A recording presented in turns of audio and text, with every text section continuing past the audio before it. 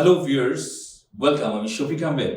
আপনারা দেখছেন the middleman নন্দন টিভিতে। প্রিয় দর্শক, আজকে আমরা কথা বলবো ক্রেডিট কার্ড এবং আমাদের প্রাত্যহিক অর্থনৈতিক জীবনে এই ক্রেডিট কার্ডের প্রভাব নিয়ে। আমার সাথে আজকে নন্দন টিভির মিডলম্যান স্টুডিওতে উপস্থিত আছেন আহমেদ ডন। Ahmed Don, former financial advisor, currently work as a data integrity analyst for a major Canadian wealth management corporation.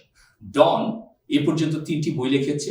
Or recently published book credit card hacks, what credit companies don't want you to know. Don, কেমন আছো?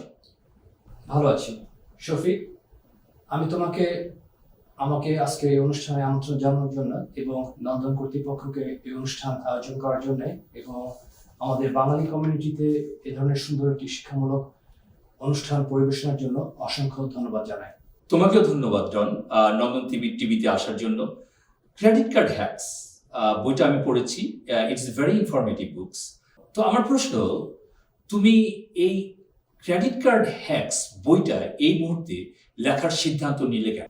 আমার এই বই লেখার উদ্দেশ্য হচ্ছে যে কিছু জিনিস আছে যেগুলো ক্রেডিট কার্ড কোম্পানি সবাইকে জানতে দিতে চায় না, এবং সেগুলো জানলে, কারণ তারা প্রতি মাসে লোনের ইন্টারেস্ট দেবে না বা ক্রেডিট কার্ড যেগুলো বিভিন্ন বেনিফিট অফার করে এগুলো সম্বন্ধে অনেকেই জানে না, এবং এই বেনিফিটগুলো ব্যবহার করে তারা অনেক ইমপ্রুভ করতে পারবে আজকে এবং ভবিষ্যতে।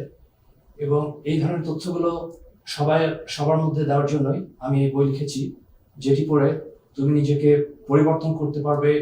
যেখানে তোমাকে ক্রেডিট কার্ড ইউজ করছে সেখান থেকে তুমি ক্রেডিট কার্ডকে ইউজ করবে। তো তুমি যেটা বলতে চাইছো সেটা হলো যে এই ক্রেডিট কার্ডটা কনজিউমার্সরা পড়লে অনেক বেনিফিট লাভ করতে পারবে, কারণ ক্রেডিট কার্ড কোম্পানি চাইছে যে কনজিউমার্সদের সাইকোলজি ইউজ করে সেখান থেকে বেনিফিট নিতে।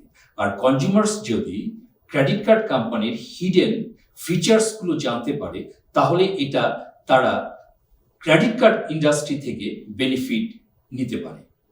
সঠিক, কারণ তুমি ক্রেডিট কার্ড কোম্পানিগুলোর একজন নাম্বার ওয়ান পছন্দের মানুষ হবে যদি তুমি প্রতি মাসে সম্পূর্ণ বিল শোধ না করো এবং তাদেরকে ইন্টারেস্ট দাও, এবং সেটাই ক্রেডিট কার্ড কোম্পানি চায়। কিন্তু যে মুহূর্তে তুমি তোমার বিলগুলো সময় মতো পরিশোধ করছো এবং ক্রেডিট কার্ডের বিভিন্ন বেনিফিট নিচ্ছ, তখন তুমি ক্রেডিট কার্ড কোম্পানি আর ব্যবহার করতে পারছে না তোমাকে, বরং তুমি ক্রেডিট কার্ডকে ব্যবহার করছো তোমার নিজের বেনিফিটসের জন্য। এবং এই জিনিসগুলোই আমি এখানে উপস্থাপনা করেছি সহজ ভাষায়, যেটা তোমরা পড়ে সহজেই জানতে পারবে যে তোমাদের কি করতে হবে এবং কিভাবে তোমরা ক্রেডিট কার্ড ব্যবহার করে আরো সুন্দর এবং উন্নত জীবন পেতে পারো। তো এই যে ক্রেডিট কার্ডের বিষয়টা, আমাদের এই নর্থ আমেরিকাতে আমরা যারা আছি কনজিউমার্স, তারা তো বিভিন্ন ধরনের লোনের ভিতরে ডুবে আছে।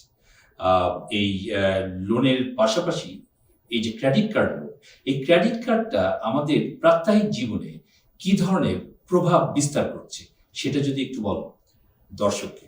তুমি সঠিক, ক্রেডিট কার্ডের লোনের মধ্যে আমরা ডুবে আছি, কিন্তু তার সত্ত্বেও ক্রেডিট কার্ড ছাড়া এই সময় এই জীবনে চলা অসম্ভব। তুমি সকালে ঘুম থেকে ওঠা শুরু করে রাত্রে ঘুমোতে যাওয়া পর্যন্ত প্রতিটা অঙ্গ প্রত্যঙ্গ বা প্রতিটা কাজের মধ্যে তোমার ক্রেডিট কার্ড লাগবে। যেমন ধরো, তুমি ঘুম থেকে উঠে কফি কিনতে যাবে, তোমার ক্রেডিট কার্ড লাগবে। তুমি টেলিফোন ব্যবহার করবে, টেলিফোন নিতে তোমার ক্রেডিট কার্ড লাগবে। তুমি চাকরি খোঁজ করবে বা অ্যাপার্টমেন্ট রেন্ট করবে, যেটি করতে তোমার ক্রেডিট কার্ড লাগবে। তুমি কার রেন্ট করবে এবং ভ্যাকেশনে যাবে, সেখানে ক্রেডিট কার্ড লাগবে। তুমি হোটেল বুক দেবে বা প্লেনের টিকিট কিনবে, যেখানে তুমি বাংলাদেশে যেতে চাও, সেখানে ক্রেডিট কার্ড লাগবে। সুতরাং ক্রেডিট কার্ড লোন বাড়ায় বলে যে তুমি ক্রেডিট কার্ডকে সম্পূর্ণ এলিমিনেট করবে জীবন থেকে, সেটা সম্ভব নয়। সেই জন্য তোমার জানতে হবে যে কিভাবে ক্রেডিট কার্ড ব্যবহার করলে তোমার সমস্ত কিছু কন্ট্রোলের মধ্যে রেখে এর বেনিফিটস গুলো তোমাকে নিতে হয়। Don, behavioral economics explain people have trouble with self-control. When it comes about economics decision, people tend to be short-sighted and impulsive. How would you explain? তুমি কিভাবে এক্সপ্লেন করবে এই প্যারাডক্সকে in term of using credit card? Shafiq, প্রশ্নটা অত্যন্ত সুন্দর, এবং এই প্রশ্নের উত্তরে আমি 2014 সালে ইউনিভার্সিটি অফ ম্যানিসোটা থেকে প্রকাশিত একটি research paper, the effects of self control behavior failures leading to risky credit card uses, প্রসঙ্গ আনতে চাই, যেখানে তারা দেখিয়েছে যে যাদের সেলফ কন্ট্রোল লেভেল হায়ার, তাদের ম্যানেজমেন্ট, তারা বেটার ম্যানেজ তাদের জাজমেন্টস এবং রেগুলেট ইমোশনস, এবং তারা রেগুলেট করতে পারে তোমার impulsive buying behaviour. Impulsive buying behaviour এক ধরনের নেগেটিভ বিহেভিয়ার, যেটি মানুষকে বাধ্য করে যে তাদের জিনিসপত্র কিনতে, কারণ তারা তাদের টাকা খরচ করার টেন্ডেন্সি বা ইম্পালসিভ বাইংকে দেখে যে তোমার সমাজে স্টেটাস, পাওয়ার এবং সাকসেসের একটি অংশ হিসেবে, এবং এটা করতে গিয়ে তারা তাদের লোন বাড়াচ্ছে এবং লোনের হারে তারা ডুবে যাচ্ছে। কিন্তু যারা নিজেদেরকে বেটার কন্ট্রোল করতে পারে এবং তারা এই ধরনের ক্ষেত্রে ইম্পালসিভ বাইং থেকে নিজেদের রক্ষা করতে পারে। সুতরাং অ্যাট দ্য এন্ড দেখা যাচ্ছে যে বেটার সেলফ কন্ট্রোল তোমার লিড করছে বেটার জাজমেন্ট লিড করছে বেটার ডেট ম্যানেজমেন্ট, এবং সেখান থেকে তুমি বেটার ক্রেডিট কার্ড বিভিন্ন নেগেটিভ এফেক্টস থেকে তুমি নিজেকে প্রোটেক্ট করতে পারো। কোভিড-19 কারণে আমরা সবাই এখন গৃহবন্দী, এবং এই গৃহবন্দী থাকার কারণে যেহেতু সব দোকানপাট বন্ধ এবং ম্যাক্সিমাম আমরা এখন অনলাইনে শপিং করছি, সো অনেক ফ্যামিলি, সো এই যে ইম্পালসিভ বিহেভিয়ার এবং এতে আমাদের ঋণের বোঝা প্রতিনিয়ত বেড়ে যাচ্ছে, এটাকে তুমি কিভাবে এক্সপ্লেন করবে? আমরা যখন বাসায় বেশি বসে থাকি তখন আমাদের ইম্পালসিভ ব্যবহারের টেন্ডেন্সিটা বেড়ে যায়। এটা সাধারণত হয়ে থাকে বেশি যাদের বয়স কম তাদের মধ্যে বেশি দেখা যায়। যারা একটু বয়স্ক তাদের এই কন্ট্রোলের প্রবণতাও বেশি থাকে। এর থেকে রক্ষা পেতে হলে তোমাকে তোমার সবসময় একটা বাজেট করতে হবে এবং তোমাকে সেলফ কন্ট্রোল করতে হবে। এবং তুমি যদি মনে করো যে তুমি ক্রেডিট কার্ড ম্যানেজ করতে পারছো না বা তুমি ক্রেডিট কার্ড কন্ট্রোল করতে পারছো না, সেক্ষেত্রে তুমি ক্রেডিট কার্ড তোমার থেকে দূরে সরিয়ে রাখতে পারো, অথবা অনেকে বলে যে তুমি ক্রেডিট কার্ড যদি দরকার হয়, তুমি দেখছো যে তোমার ম্যানেজের মধ্যে নেই, তুমি দরকার হলে ইভেন ক্রেডিট কার্ডকে তুমি ফ্রিজারে ঢুকিয়ে রাখতে পারো, যেন ক্রেডিট কার্ড তোমার সহজে হাতের নাগালের মধ্যে না থাকে। সবচেয়ে গুরুত্বপূর্ণ কথা হচ্ছে যে তোমার প্ল্যানিং থাকতে হবে, তোমার নিজের কন্ট্রোল থাকতে হবে এবং একটা বাজেট থাকতে হবে, এবং এগুলোর সমন্বয় করে তুমি নিজেকে ইম্পালসিভ বাইং এর হাত থেকে রক্ষা করতে পারো। আমরা মাঝে মাঝে একটা কথা শুনি এবং আমরা দেখতে পাই ক্রেডিট ইন্ডাস্ট্রি থেকে, ক্রেডিট কার্ড কোম্পানিগুলো থেকে একটা কনটেক্সট তারা সবসময় ইউজ করে, buy now and pay later, যে এখন কেন ফিউচারে পে করো। তো এটাকে তুমি কিভাবে এক্সপ্লেন করো? এই ধরনের জিনিসগুলো সম্পর্কে তোমাদের সতর্ক থাকতে হবে, যেন যেটি তুমি অ্যাফোর্ড করতে পারো না অথবা যেটি তোমার দরকার নেই, সেই রকম জিনিস বাই নাও পে লেটার অথবা buy now pay after 1 year এরকম কোনো কিছুর মধ্যে পড়ে যেন তুমি না কিনা। ক্রেডিট কার্ড কোম্পানির আরেকটা প্রমোশন সবসময় দেখা যায়, যেটা হলো transfer your total principal balance into 0% interest for the first 3 months. After first 3 months, again, interest will be 20 to 28%. এটা অনেক কনজিউমার্সকে প্রলুব্ধ করে তাদের আউটস্ট্যান্ডিং ব্যালেন্সকে ট্রান্সফার করে নতুন ক্রেডিট কার্ড কোম্পানিতে নিয়ে যায়। এই যে প্রলুব্ধ হয়, এতে কি আসলেও একটা কনজিউমার্স বেনিফিটেড? হ্যাঁ শফিক, সুন্দর প্রশ্ন। যেটি ক্রেডিট কার্ড করতে চায় তারা শুধু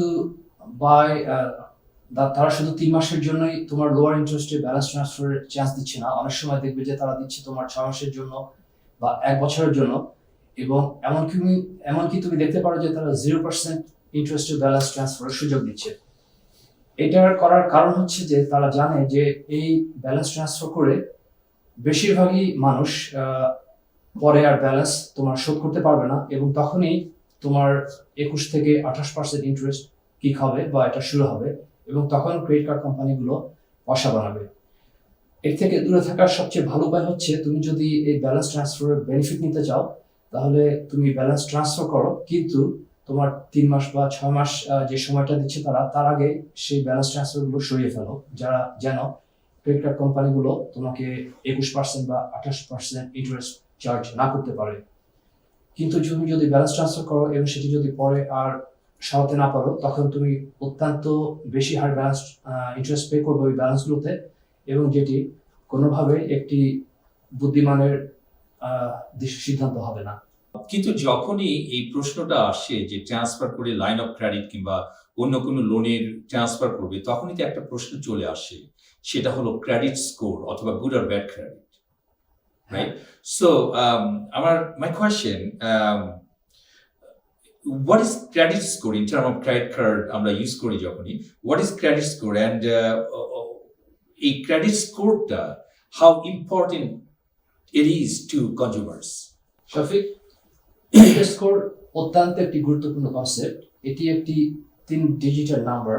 আমাদের কানাডাতে এটা 300 বা 300 থেকে শুরু হয়ে 900 পর্যন্ত যায়, এবং এটি দিয়ে তোমার ক্রেডিট কার্ড কোম্পানি বা মর্গেজ কোম্পানি বা লোন কোম্পানি তারা তোমাকে মেজার করে যে তুমি কতটা রিস্ক অ্যাসেসমেন্ট করে তোমার জন্য, যে তোমাকে মানে কতটা ক্রেডিট ওয়ার্দিনেস তুমি, অথবা তুমি কতটা রিস্ক ম্যানেজ করতে পারো। এবং এই স্কোর যত বেশি হবে তত তুমি ট্রাস্টওয়ার্দি হবা তোমার যারা লোন দিচ্ছে তাদের কাছে, যে তুমি লোনগুলো ঠিকমতো পরিশোধ করতে পারবে।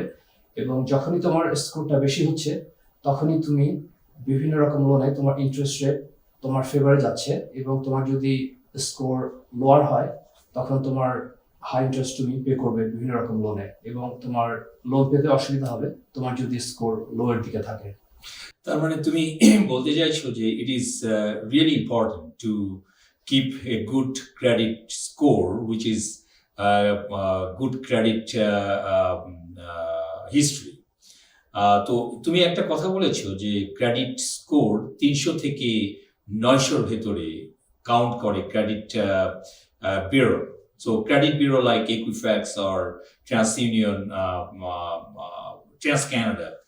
তো এই যে ভালো কিংবা মন্দ ক্রেডিট, এ গুড ক্রেডিট আর ব্যাড ক্রেডিট, এই ম্যাক্সিমাম আর মিনিমাম স্কোর স্ট্যান্ডার্ডটা কিভাবে জাজ করা হয়, এটা যদি একটু বলো। শফিক, বিভিন্ন কোম্পানি কম বেশি একরকমের তোমার সূচক ব্যবহার করে, কিন্তু এগুলো খুবই আশেপাশে থাকে।